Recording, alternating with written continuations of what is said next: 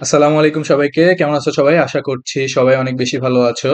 তো আজকের এই ছোট্ট ভিডিওটাতে আমি তোমাদের সাথে আলোচনা করব কৃষি গুচ্ছ ভর্তি পরীক্ষায় রসায়নে কিভাবে তুমি 20-এ 20টা তুমি কমন ফেলতে পারবা আরকি। তো আমি মোহাম্মদ জুহাইর রাকেশ পড়াশোনা করছি বাংলাদেশ কৃষি বিশ্ববিদ্যালয়ে। 2021-22 সেশনে আমি পরীক্ষা দিয়ে 252তম হয়েছিলাম।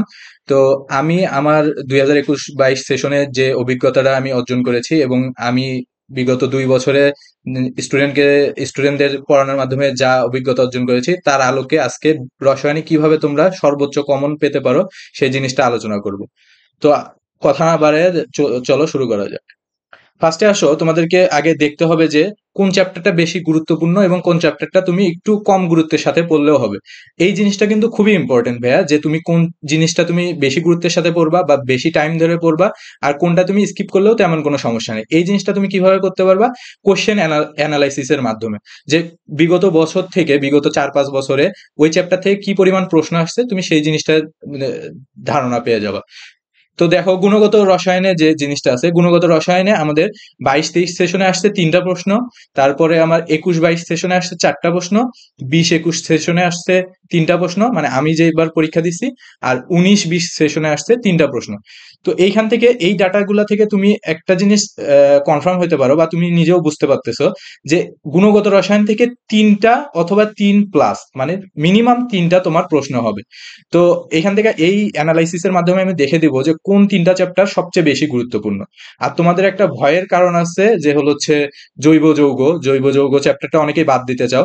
তো একদম সত্য কথা ভাইয়া, যে জৈব যৌগ চ্যাপ্টারটা বাদ দিলে অনেক সময় দেখা যাবে যে তোমার চান্সই হবে না, অথবা চান্স পেলেও তোমার হচ্ছে মেরিট পজিশনটা পিছের দিকে আসবে। তো জৈব যৌগ থেকে আমি দেখাবো যে কোন জিনিসগুলা বাদ দিয়ে শুধু অল্প কিছু জিনিস পড়ার মাধ্যমেও তুমি হচ্ছে সর্বোচ্চ কমন পেতে পারো। সেই জিনিসটাও আজকের ভিডিওতে আমি তুলে ধরবো। সেই পর্যন্ত আশা করছি যে সাথেই থাকবো। তো গুণগত রসায়ন থেকে 3 থেকে 4টা প্রশ্ন আসবে, এইটুকু শিওর থাকো। এরপরে আসো মৌলের পর্যায়বৃত্ত ধর্ম ও রাসায়নিক বন্ধন। এখান থেকে দেখো 4, 4, 4, 2, মানে তুমি বুঝতেই পারতেছো যে এভারেজে 4-4-এর উপরে তোমার এই চ্যাপ্টার থেকে প্রশ্ন আসবে। এরপর আসো রাসায়নিক পরিবর্তন 4টা। এ 2021-22 সেশনে আসে নাই। 20-21 সেশনে একটা। আর 19-20 সেশনে 2টা প্রশ্ন আসছে। আর কর্মমুখী রসায়ন থেকে বিগত বছরগুলোতে মানে আসছে খুবই কম, সেগুলা আবার হচ্ছে কৃষি গুচ্ছ ভর্তি পরীক্ষার ভিতরে ছিল না। যার কারণে হচ্ছে বিভিন্ন আলাদা কৃষি ইউনিভার্সিটি যেগুলা ছিল সেইগুলাতে যে কোশ্চেন গুলো আসছে তুমি মোটামুটি সেইগুলা দেখে গেলেই মানে এনাফ আর কি। এরপরে আসো পরিবেশ রসায়ন থেকে মোটামুটি 2টা প্রশ্ন গতবার আসছে। তোমাদের বেলাতেও এরকম আসবে, যেহেতু তোমাদের শর্ট সিলেবাস, প্রতিটা চ্যাপ্টার থেকে প্রশ্ন আসবে। কোনগুলা বেশি ইম্পর্টেন্ট বা কোনগুলা থেকে বেশি প্রশ্ন আসে সেইগুলা তোমরা এই অ্যানালাইসিসের মাধ্যমে আশা করি বুঝে যাবো। এরপরে আসো জৈব যৌগ, যে জিনিসটা তোমরা সবচেয়ে বেশি বাদ দাও। দেখো ভাইয়া, জৈব যৌগের মানে অ্যানালাইসিসটা করলে দেখা যায় বিগত বছরে আসছে 6টা প্রশ্ন। 21-22 সেশনে আসছে 7টা প্রশ্ন। 20-21 সেশনে আসছে 9টা প্রশ্ন। এবং 19-20 সেশনে আসছে 4টা প্রশ্ন। তাহলে তুমি ধরে নিতে পারো এভারেজে 7+ মার্কস তোমার মানে জৈব যৌগ থেকে আসতেছে। তার মানে তুমি চিন্তা করে দেখো, একটা সাবজেক্টের 20 নাম্বারে 7টা যদি তুমি বাদ দিয়ে যাও, মানে তুমি 7টা ব্ল্যাঙ্ক, তুমি জানলেও এটা অ্যান্সার করতে পারবে না ভাইয়া, যখন তুমি আহ, না পড়ে যাবা। কিন্তু তুমি যদি একটু পড়ে যাও তাহলে তোমার কিন্তু কনফিডেন্স লেভেলটা থাকবে। তো 13টার ভিতরে যে তোমার 13টাই হবে এইরকম কিন্তু তোমার কোনো নিশ্চয়তা নেই। তো আমি তোমাদেরকে বলবো জৈব যৌগ চ্যাপ্টারটা বাদ দিও না। আমি আজকের ক্লাসে যা দেখাবো সেই জিনিসটুকু পড়ে যাও। 3 থেকে 4টা প্রশ্ন কমন পাবা। এরপর আসো পরিমাণগত রসায়ন। পরিমাণগত রসায়ন থেকে 21-22 সেশনে 4টা। 20-21 সেশনে 2টা এবং 19-20 সেশনে 7টা প্রশ্ন আসছে। এবং তড়িৎ রসায়ন থেকে মোটামুটি একটা প্রশ্ন আসে। তো এখান থেকে তোমরা বুঝতেই পারতেছো গুণগত রসায়ন ইম্পর্টেন্ট।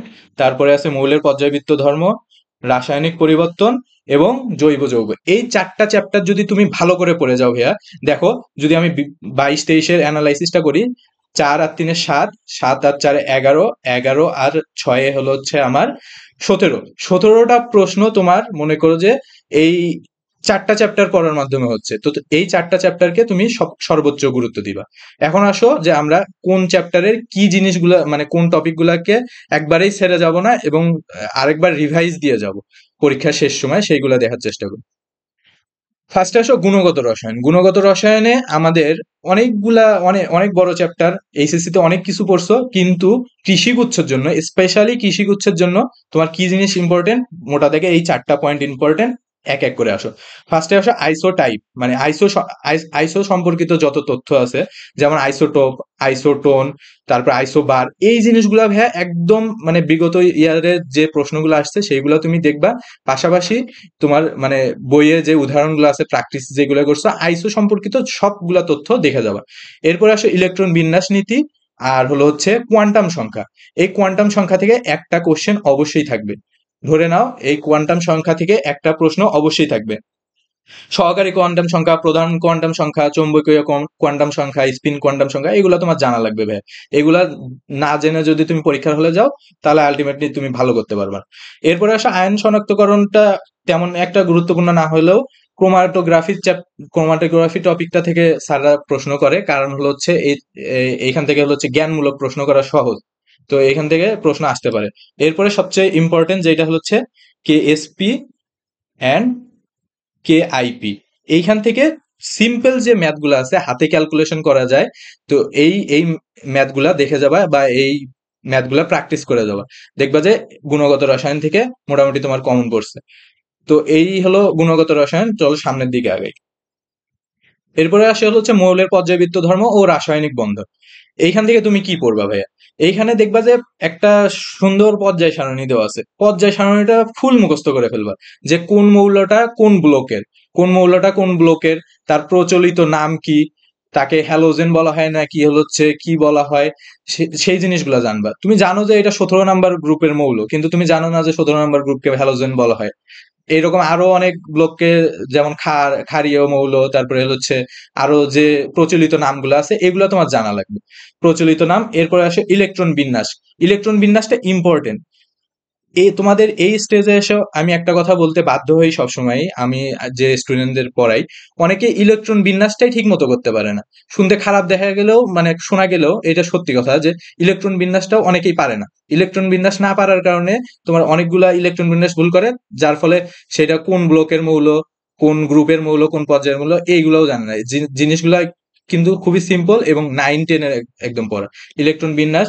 এরপর আসো গলনাঙ্ক, স্ফুটনাঙ্ক সব পড়ার দরকার নাই, তুমি শুধু পড়বা যেগুলো কমন এবং যেগুলো প্রিভিয়াস ইয়ারে আসছে।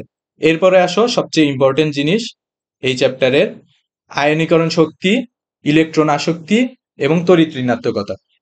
এই জিনিসগুলো থেকে কেমনে প্রশ্ন আসে, তোমরা আশা করছি যে বিগত ইয়ারের প্রশ্নগুলা সলভ করছো, সেখান থেকে জানো যে ক্রম দিয়ে দেয়, যে আয়নীকরণ শক্তির মান কোনটার বেশি, ইলেকট্রন আসক্তির ক্রম কোনটা সঠিক, নিচের কোনটি সঠিক, এইভাবে দিয়ে দেয়। তো এই জিনিসগুলো একটু দেখে যাওয়ার চেষ্টা করবা, যে আয়নীকরণ শক্তি কিভাবে বেশি হয়, কিভাবে কম হয়, এই জিনিসগুলো আশা করছি তোমরা জানো।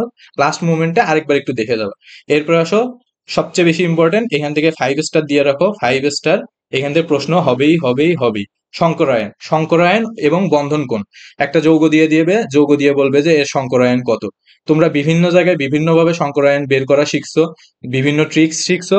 আমি নতুন করে আর কোনো ট্রিক্স শিখাবো না, বা আজকের এই ভিডিওটা কোনো ট্রিক্স শিখানোরও ভিডিও না। তোমরা যেভাবে সংকরায়ন বের করা শিখছো, সংকরায়ন জিনিসটা আরেকবার একটু রিভিশন দিয়ে যায়, যে হচ্ছে তুমি সংকরায়ন বের করতে পারো কিনা, যে কোন সংকরায়ন, sp3 নাকি sp3 নাকি sp2d, কোনটা সংকরায়ন, তুমি এটা মানে একটু আরেকবার রিভাইজ দিয়ে যাও, ট্রিক্স যেটা শিখছো সেটাই শিখে রাখো।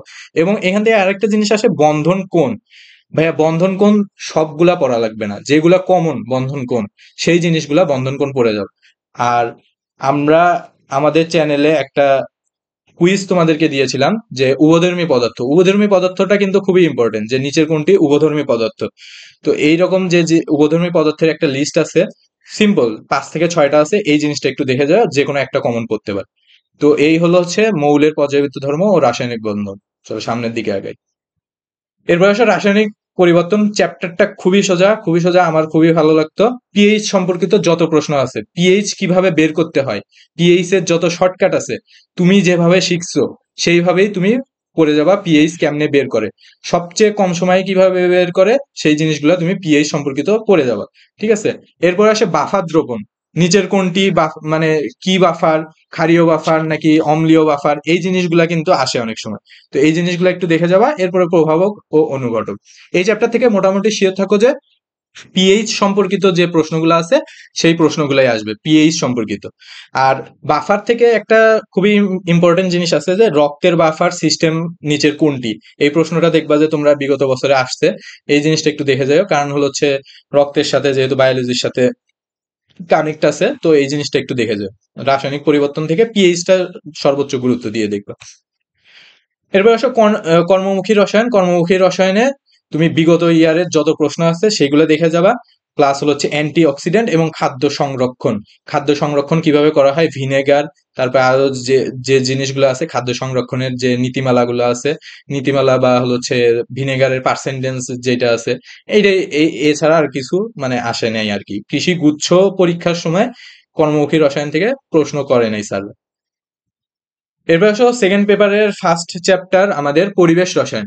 পরিবেশ রসায়নের একদম প্রথম প্রথম যে জিনিসটা আমি তোমাদেরকে দেখাইছি বা এখানে লিখছি দেখো, আয়তন সম্পর্কিত যত গাণিতিক সমাধান আছে। তোমরা অনেকেই মানে রসায়নে হাতে ক্যালকুলেশন নিয়ে অনেকের ঝামেলা আছে, বা রসায়নে কি টাইপের ম্যাথ দিতে পারে, তোমরা এই যে এই জিনিসগুলো দেখবা যে আয়তন সম্পর্কিত, যেমন বয়েলের সূত্র, তারপরে চার্লসের সূত্র, অ্যাভোগাড্রো সূত্র, তারপরে সূত্রগুলার মধ্যে যে হচ্ছে সমানুপাতিক নাকি ব্যস্তানুপাতিক, সূত্র কি, সূত্র থেকে অনেক সময় প্রশ্ন আসে। তারপরে ধ্রুবক, এই জিনিসগুলো একটু দেখে যাওয়ার চেষ্টা করবা। আয়তন সম্পর্কিত এখান থেকেই তোমার মোটামুটি চলে আসবে, এবং ক্যালকুলেশন গুলো এইগুলাই দিবে, এবং ছোট ছোট যে ক্যালকুলেশন গুলো আছে সেইগুলো দিবে আর কি। এরপর আসো গ্রিন হাউস গ্যাস এবং সিএফসি। এইটা খুবই ইম্পর্টেন্ট, খুবই ইম্পর্টেন্ট। তোমার বইয়ে খুলবা, গ্রিন হাউস গ্যাস এবং সিএফসি গ্যাস যেগুলো আছে সেগুলো তুমি পড়ে যাবা। এরপর আসো পানির বিশুদ্ধতার মানদণ্ড। সিএফসি কেমনে বের করে, একটা যৌগ দিয়ে দিয়ে বলতে পারে যে হচ্ছে এর হচ্ছে মানে এর সংকেত কি, ঠিক আছে। সিএফসি 11, সিএফসি 11, এটা এটা কোন যৌগকে নির্দেশ করে, এরকম অনেক সময় দিয়ে দিতে পারে। তো এগুলা তোমরা আশা করছি যে শিখছো যে কিভাবে তোমাদের বের করতে হয়। এগুলা আর আজকে আমি দেখাইলাম না। তো এগুলা একটু ভালোভাবে দেখে যাওয়ার চেষ্টা করো। এবং শেষে হচ্ছে পানির বিশুদ্ধতার মানদণ্ড। এই চ্যাপ্টারের শেষের দিকে দেখবা যে অনেক কিছু মানদণ্ড আছে। ডিও, বিওডি, কোনটা বড় কি হইতে হবে, পিপিএম কত থাকতে হবে পানির বিশুদ্ধ হওয়ার জন্য, এই জিনিসগুলো একটু রিভাইজ দিয়ে যাবা। জ্ঞানমূলক টাইপের প্রশ্ন আর কি। এরপরে আসো সবচেয়ে ইম্পর্টেন্ট, সবচেয়ে মানে অন্য কোনো চ্যাপ্টার থেকে প্রশ্ন না আসলেও এখান থেকে 5টার বেশি প্রশ্ন আসবে। জৈব রসায়ন। জৈব রসায়ন থেকে তোমাকে ট্রিক্স শিখা দেই যে কেমনে তুমি সর্বোচ্চ কমন পাবা। ফার্স্টে আসো, ফার্স্টে তুমি কোশ্চেন ব্যাংকে যত কোশ্চেন আছে তুমি সলভ করে যাবা, দরকার হলে মুখস্থ করে যাবা। কোশ্চেন ব্যাংক সলভ করবা জৈব রসায়নে। কোশ্চেন ব্যাংক সলভ করবা, রিপিটেড কোশ্চেন মিনিমাম 2টা থাকবে, মিনিমাম 2টা থাকবে, তুমি যদি কোশ্চেন যদি সলভ করে যাও শুধু। এরপর আসো সেকেন্ডে আমি এখন যা যা বলবো সেইগুলা তুমি চেষ্টা করবা। নামকরণ তোমরা সবাই শিখছো, জৈব যৌগের সর্বপ্রথম স্যাররা শিখায় নামকরণ কিভাবে করতে হয়। তো নামকরণ কিভাবে করতে হয় সেই জিনিসটা একটু দেখে যাবে। একটা যৌগ দিয়ে সেটার নামকরণ চাইতে পারে, নিচে বলে দিতে মানে চাইতে পারে নিচের কোনটি তার নাম বা নিচের কোনটি সঠিক, ঠিক আছে। তো কোন মূলকটার নাম আগে তোমার দিতে হবে, কোনটা পরে দিতে হবে, এইগুলো তোমরা আশা করি করি যে সবকিছু শিখছো। তো নামকরণ জিনিসটা একটু দেখে যাবা, জৈব যৌগ থেকে একটা প্রশ্ন পাবা। এরপরে সুপার ইম্পর্টেন্ট হচ্ছে সমানুতা, সুপার ইম্পর্টেন্ট, ঠিক আছে। সমানুতা, আলোক সমানুতা, তারপরে জ্যামিতিক সমানুতা, স্টেরিও সমানুতা, সিস ট্রান্স হাবিজাবি যেটুকু আছে প্রথম পার্টটুকু। কেউ যদি জৈব যৌগের যে প্রথম অংশটুকু আছে, জৈব যৌগ কিন্তু 2 ভাগে বিভক্ত, প্রথম পার্টটুকু যদি তুমি পড়ে যেতে পারো, যেমন নামকরণ, সমানুতা, সংকেত, বিক্রিয়া, নামধারী বিক্রিয়ার ধরন না ওইগুলা, তার আগে পর্যন্ত আর কি, বিক্রিয়ার আগে পর্যন্ত যদি পড়ে যাও তাও মিনিমাম 2 থেকে একটা প্রশ্ন কমন পাবো। এরপরে আসে নামধারী বিক্রিয়া। নামধারী বিক্রিয়াগুলো আশা করছি যে তোমরা শিখছো বা তোমাদের নোট করা আছে। আমরা আমাদের স্টুডেন্টদের যা পড়াইছি সুন্দরভাবে নোট করাই দিছি, যে হচ্ছে নামধারী বিক্রিয়াটার একটা ছক বানাই দিছি। সেইখানে একবার রিভিশন দিলেই নামধারী বিক্রিয়াগুলা সবগুলা কভার হয়ে যাবে। এরপরে এখানেও কিন্তু আসে পানির বিশুদ্ধতার মানদণ্ড। এরপরে বিকারক কত লাগবে না, পলিমার জিনিসটা ইম্পর্টেন্ট। পলিমার জিনিসটা ইম্পর্টেন্ট, লাস্টের দিকে দেখবা যে চ্যাপ্টারের লাস্টের দিকে পলিমার সম্পর্কিত আছে জিনিসপাতি, সেই জিনিসগুলো একটু দেখে যাওয়ার চেষ্টা করবা। জ্ঞানমূলক রিভিশন মানে লাইন বাই লাইন পড়ে যাওয়া শুধু পলিমার থেকে। এরপরে আসে অ্যালকোহল অ্যাসিড, মানে নিচের কোন যৌগটি ক্ষারীয়, নিচের কোন যৌগটি অম্লীয় ধর্মী, এরকম অনেক সময় বলে দেয়। তো এই জিনিসটাও একটু দেখে যাওয়ার চেষ্টা করবা। জৈব যৌগ থেকে এত বেশি হাইপার হওয়ার কোনো কারণ নাই। তুমি জাস্ট আমি যা বললাম কোশ্চেন ব্যাংক সলভ করে যাবা, আর এই কয়েকটা টপিক পড়ে যাও ভাইয়া, একবারে বাদ দিয়ে যায় না। তোমার মাইন্ড একদম মাইন্ডসেট ওই রকম হয়ে গেলে তুমি প্রশ্নে যদি জৈব যৌগ থেকে সিম্পল প্রশ্নও দেয়, তোমার মাথা কিন্তু ব্ল্যাঙ্ক হয়ে যাবে। তুমি কারণ তুমি ভাবে আসছো যে জৈব যৌগ থেকে তুমি প্রশ্ন অ্যান্সার করবা না। আর তুমি জৈব যৌগ থেকে প্রশ্ন অ্যান্সার না করলে মিনিমাম 7 থেকে 8টা প্রশ্ন বা 6 থেকে 7টা প্রশ্ন তুমি কিন্তু ছাড়াই অ্যান্সার করতে যাচ্ছ। সেক্ষেত্রে যে তোমার 13টা প্রশ্নই সঠিক হবে বা 13টা প্রশ্নই স্যাররা যে সবসময় প্রশ্ন সঠিক থাকে তাও কিন্তু না, আমাদের বেলায় কিন্তু 1 থেকে 2টা প্রশ্ন ভুল ছিল। তো এই জিনিসগুলো একটু মাথায় রাখার চেষ্টা করো। এরপর আসো পরিমাণগত রসায়ন। পরিমাণগত রসায়ন থেকে স্ট্যান্ডার্ড পদার্থ, প্রাইমারি স্ট্যান্ডার্ড পদার্থ, সেকেন্ডারি স্ট্যান্ডার্ড পদার্থ। একটা সিম্পল ট্রিক্স আছে, সি থাকলেই হলো হচ্ছে প্রাইমারি স্ট্যান্ডার্ড পদার্থ হবে, এক্সেপ্ট এক্সেপ্ট কি এইচসিএল কি সেকেন্ডারি স্ট্যান্ডার্ড পদার্থ, সেকেন্ডারি স্ট্যান্ডার্ড পদার্থ। এই জিনিসটা একটু মাথায় রাখবা, স্ট্যান্ডার্ড পদার্থ। এরপর আসো মোলারিটি। মোলারিটি পিপিএম এককে,